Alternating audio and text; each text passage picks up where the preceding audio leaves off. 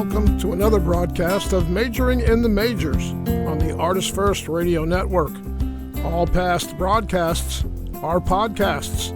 You can find them at artistfirst.com. Your host, Pastor S.J. Munson, is the author of two books, The Treasure of Israel and Christ Held Hostage, The Hijacking of Christianity. Find them wherever great books are sold. Now, here he is, your host, Pastor S.J. Munson. Hi, this is S.J. Munson, and welcome to Majoring in the Majors. This week we marked the 22nd anniversary of the attacks on the World Trade Center and the Pentagon. Watching a documentary on 9/11 recently, I was reminded of those striking images. Like most Americans, I was a safe distance away from the World Trade Center on that mournful day, although I could see the smoke and later smell it. I can only begin to imagine with horror what it must have been like for those in the towers and those watching on the ground. But one image has stayed with me these past 22 years. It's the video footage and photographs of the gaping holes in the sides of both towers through which smoke and debris poured forth, and paper. An endless shower of paper raining on the plaza and the streets below like some macabre ticker tape parade. Papers that only a few minutes before had held so much importance but later became only part of the massive cleanup operation. The sad irony of it struck me then and continues to this day. The towers were targeted, we're told, because they were a symbol. To us, perhaps a symbol of American freedom, ingenuity, economic strength, prosperity, and leadership worldwide. Architecturally, they were a symbol of America's technological achievements as well, like the great landmarks of ancient Rome or Egypt, which celebrate empire's triumph even over gravity. But to others in less prosperous and happy circumstances across the globe, the towers were a symbol of American economic domination, selfishness, and greed.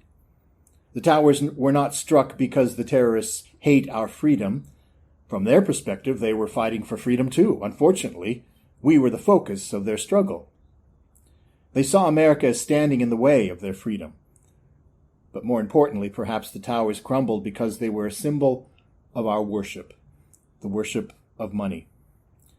President Calvin Coolidge, in his inimitable Yankee economy with words, once said that the business of America is business.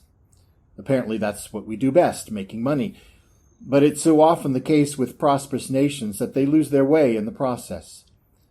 Again, in Dickens' iconic Christmas classic, the ghost of Ebenezer Scrooge's late partner, Jacob Marley, warns the old skinflint, "Business? Mankind was my business. The common welfare was my business. Charity, mercy, forbearance, and benevolence were all my business. The dealings of my trade were but a drop of water in the comprehensive ocean of my business." Each year, as we mark the grim anniversary of that painful day in our nation's history when so many lives were taken, let us make room in our hearts for repentance, asking the Lord to forgive us as a nation for our blindness and idolatry, and to remember our true business, which is to help the weak, the poor, and the oppressed. And while we're on the topic of international terrorism, many Christians believe that this is a Christian nation. All right, then what would it look like if we as a nation took a more decidedly Christian approach toward terrorism? I have a few suggestions. But first, we need to start at the beginning and look at where Islamic terrorism comes from. Islamic terrorism is currently perceived in the media and by most Americans as one of the most significant threats to global peace. The conflict is often seen as a so-called clash of civilizations in which Western ideals of democracy and religious freedom are under attack by an Islamic fundamentalism which hates both. But is that true? Well, we first need to examine the elements within contemporary Islam that seem to give rise to terrorism and to uncover the root causes of the phenomenon. Viewed from the perspective of the Quran, Islam is in itself largely a religion of mercy, compassion, and peace, and the vast majority of its adherents are peace-loving. For them, jihad refers simply to the inner striving of individual believers to serve God. Historically, however, the term has also held an outward interpretation in regard to the struggle against infidels. The spread of terrorism and terrorist groups within the Muslim world today, however, has often been blamed on a particular reform movement within Islam called Salafism, more commonly referred to by its Saudi Arabian form of Wahhabism, a puritanical or fundamentalist movement originating in Arabia. Wahhabism urges its followers to a more stringent life based on a literal interpretation of the Quran. If it had not been for the discovery of oil in Saudi Arabia in the 1930s, Wahhabism might have remained just one of many regional expressions of Islam. Today, however, the Saudi monarchy, which has long identified itself with this movement, zealously pumps billions of dollars each year into the spread of Wahhabist doctrine worldwide. Fundamentalism in general, whether Muslim, Hindu, Jewish, or Christian, is a global phenomenon. Its appeal lies in its ability to simplify the complexities of life into dualistic terms, good versus evil, light versus darkness, and to channel the anger of those who, like many Muslims, are disaffected by modernism or marginalized by globalization.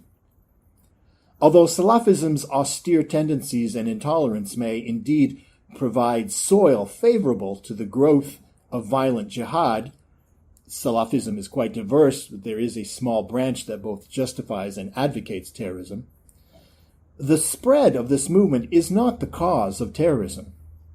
Instead, the chief blame for Islamic terrorism, whether against the West or against Middle Eastern regimes, must be attributed to the ongoing history of Western colonialism and economic and cultural imperialism in the region.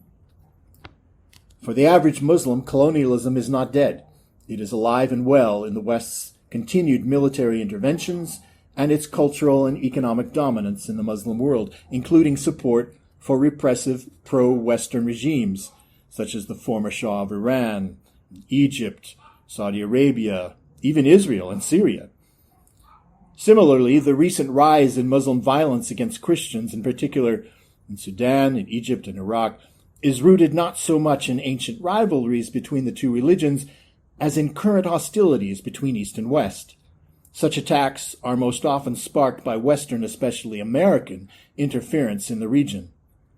Local Christians then become targets because they are seen as allied with the West, a view that stretches back to the Crusades in the 11th century, and they thus become the nearest receptacle for Muslim rage.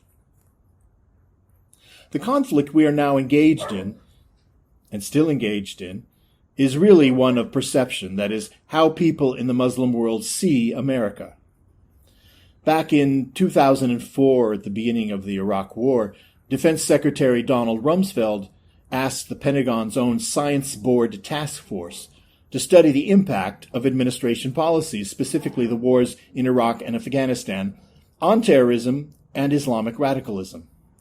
Not surprisingly, the report found that, quote, negative attitudes and the conditions that create them are the underlying sources of threats to America's national security and reduced ability to leverage diplomatic opportunities, unquote. Our invasions of Iraq and Afghanistan, drone attacks, and detention policies were meant to make us safe, we were told. In reality, they've had the opposite effect of radicalizing more and more Muslims and making the U.S. increasingly hated in the Islamic world. In fact, our foreign policies over the past 20 years are probably the best public relations tool Al-Qaeda or ISIS ever had.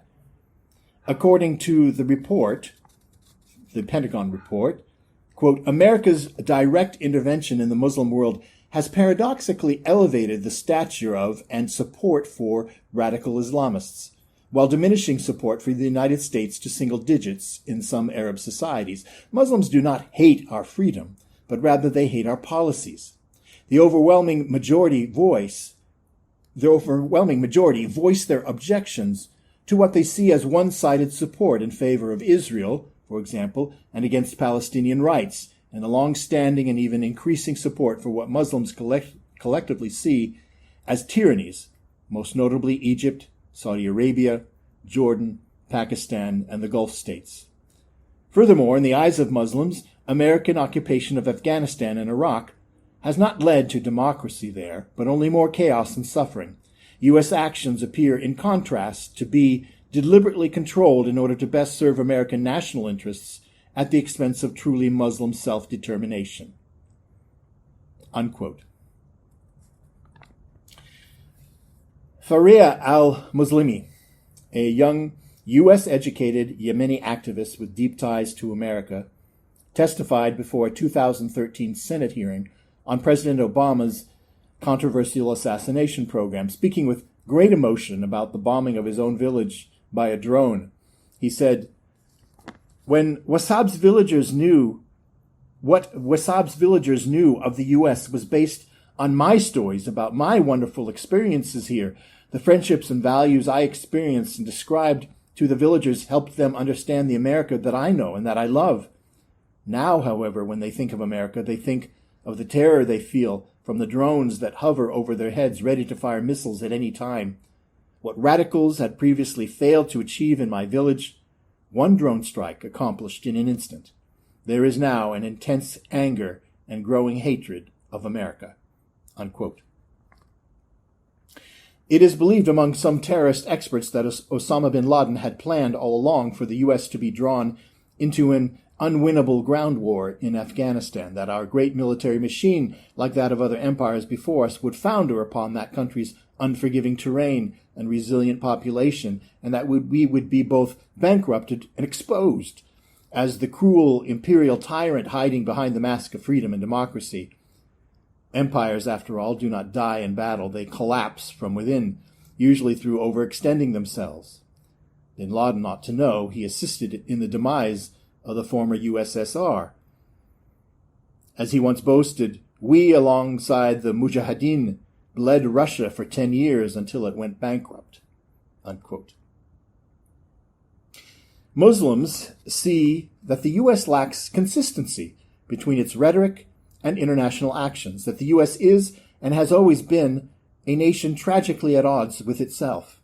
We stand for one thing, but pursue another. We speak soaring words that make the world dream of freedom, democracy, and the sacred rights of humanity, but too often our ambassadors are not Jefferson or Lincoln. They are Caterpillar, Monsanto, Lockheed Martin, Boeing, and Blackwater.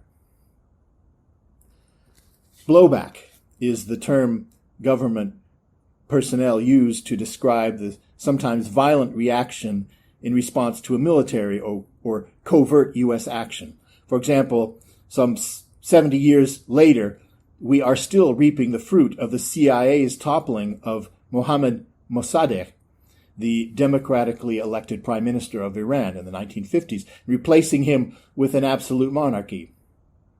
Supporting repressive regimes is convenient in the short term, but very costly in the long run. We cannot treat the Middle East as we do Central America. For over 20 years, the U.S. has waged war in revenge for 9/11 to make America safe, we said. And sadly, however, the real war that we've been fighting is really one against poverty and fear, oppression and ignorance, corruption and greed. And we are fighting such a war with daisy-cutter bombs and drones, exactly as the terrorists would have us do, instead of helping to plant crops, building schools, or sending food and medical supplies.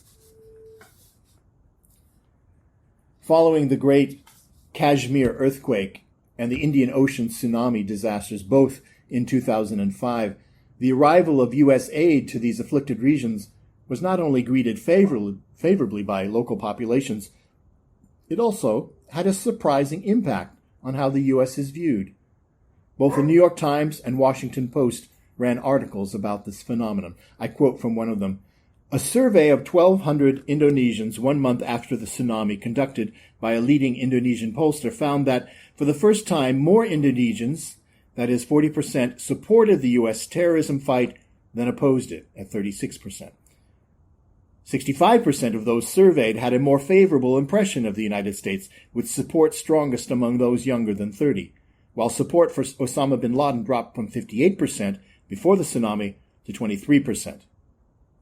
Hussein Haqqani, director of the Center for International Relations at Boston, said the experience in Indonesia could easily be replicated in Pakistan. Haqqani, a former advisor to several Pakistani political leaders, said that anti-American Islamic groups have begun to realize this and have opposed the U.S. aid because this may take the wind out of their sails, unquote. The young man, young Yemeni al-Muslimi, whom I quoted earlier, made a similar point in his testimony before the Senate and urged the U.S. to reevaluate the effectiveness of its drone policy in the light of more humanitarian goals. He said, quote, "There is nothing villagers in Wasab needed more than a school to educate the local children, or a hospital to help decrease the number of women and children dying every day. Had the United States built a school or hospital, it would have instantly changed the lives of my fellow villagers for the better and been the most effective counterterrorism tool. And I can almost certainly assure you that the villagers would have gone to arrest the terrorist targets themselves. Instead of first experiencing America through a school or hospital, most people in Wasab first experienced America through the terror of a drone strike," unquote. In addition, a solution must be found to the Palestinian-Zionist conflict, which adherents to Islam worldwide tend to see as most symbolic of the injustices committed by the West against Muslims. In the eyes of most Arab Muslims, it was the West, especially Britain, who seized control of Palestine after the First World War, allowed a flood of Jewish immigration, then essentially abandoned the local Arabs to their fate. Former President Jimmy Carter was active in the peace process during and after his presidency. His organization, the Carter Center, has been in Palestine helping to negotiate peace for decades. In his book, Palestine, Peace, Not Apartheid, written in 2009, he states emphatically, I quote, "Israel's continued control and colonization of Palestinian land have been the primary obstacles to a comprehensive peace agreement in the Holy Land. The United States is squandering international prestige and goodwill and intensifying global anti-American terrorism by unofficially condoning or even abetting the Israeli confiscation and colonization of Palestinian territories," unquote. Since the birth rate among Palestinians far outpaces that of Israelis, the so-called two-state solution is really the only viable alternative for peace. Yet to achieve this goal, Israel must cease its occupation and settlement building. To make the Israeli government amenable, Washington must apply pressure by threatening to cut off aid. Israel now accounts for perhaps a quarter of all American foreign aid. Most Israeli politicians would tremble, since they rely so heavily on U.S. gifts to maintain their massive military arsenal, the largest in the region. Yet taking such a hard line would mean standing up to the powerful Israel lobby in Washington, called AIPAC, of which American conservative evangelicals also form no small part. For this to happen, the American people must pressure Washington. For the public to pressure Washington, they must first be told the truth. The old media narrative of a beleaguered Israel defending itself against unjustified Arab hostility must be replaced with a more balanced view that shows Israeli acts of brutality and oppression for what they are, and a more human, less demonized view of Palestinians in their quest for survival.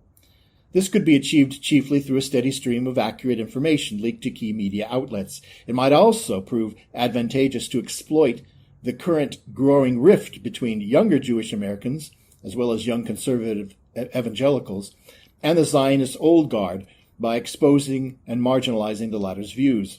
Unless the U.S. takes this hard line, the situation will only grow worse. Tensions in the Middle East will continue to boil, providing more and more fodder for violent jihad against the West, until the U.S. too, like Israel, becomes an armed camp. Lastly, from the toppling of Mossadegh in 1953 to the invasion of Iraq in 2003, the underlying motivation for U.S. military intervention and support of dictatorships in the region has always been, you guessed it, oil. Also, of the 7 states that have appeared traditionally on the U.S. state sponsors of terrorism lists, 5 are major oil exporters, including Iran, Iraq, Libya, Sudan, Syria.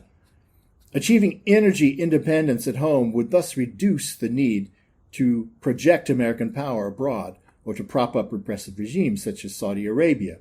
As one former Department of Energy official emphatically believes, a combination of measures to reduce oil imports reduces the need of an American military presence in the Middle East. In addition, although Wahhabism itself cannot be eradicated, its spread and influence could be limited over time by reducing the financial power that backs it, in other words, Saudi oil. To achieve this, the U.S. and its allies must be more aggressive in their pursuit of renewable energies. So what can we conclude from all this?